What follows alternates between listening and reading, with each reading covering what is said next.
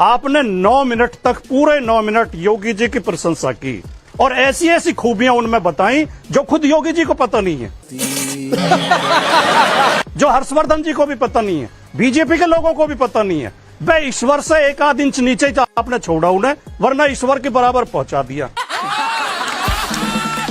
जब पत्रकारिता की ये हालत हो जाएगी, आपने सवाल पूछा कि क्या विपक्ष में खौफ है, इंडी गठबंधन में खौफ है, ये लोकतंत्र की नई परिभाषा है। किसी मुख्यमंत्री की आलोचना करना खौफ का सबूत है, यानी हम सरकार के खिलाफ न बोलें तो हम अच्छे नागरिक हैं, और अगर हम सरकार की आलोचना करें, मुख्यमंत्री की या प्रधानमंत्री की आलोचना करें तो ये हमारा खौफ हो गया। मैं तो माफी के साथ आपसे कहना चाहता हूं, आपको एक सवाल और रखना चाहिए था और फिर उसके 3 ऑप्शन देने चाहिए थे। क्या मीडिया सरकार के साथ मिला हुआ है, क्या मीडिया सरकार से डरा हुआ है, और सी ऑप्शन क्या मीडिया बिका हुआ है। लगता है आपकी बात पूरी आ गई।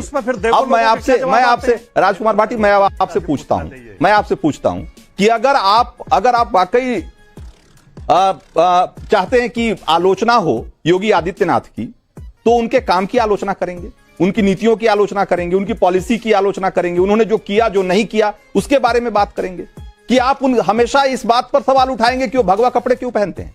ये आलोचना है, ये आलोचना है। अभी पता चले।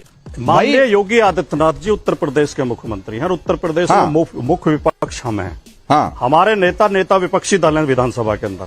हमने कभी उनके पहनावे पे टिप्पणी नहीं की, हमने या हमारे नेता ने। मैं हर्षवर्धन जी की बात से सहमत हूं, अगर संत महात्मा टाइप के लोग राजनीति में आए तो और अच्छी बात है, लेकिन अगर संत हो तो ट्रेलर है, पिक्चर अभी बाकी है, मैं बोला है ना, पिक्चर अभी कबीरदास जी ने लिखा है, कबीरदास जी को आपने पढ़ा होगा कि कौन जोगी सब करे मन को बिरला कोई, सीधी सहजे पाइए जो मन जोगी होई। तन का जोगी होने से कुछ नहीं होता, मन के जोगी होइए। मन में लोगों के प्रति प्रेम पैदा कीजिए। मन में एक क्या है, मन का जोगी, उसका अगर उसका कोई पैमाना अगर आपके पास हो तो आप बता दें।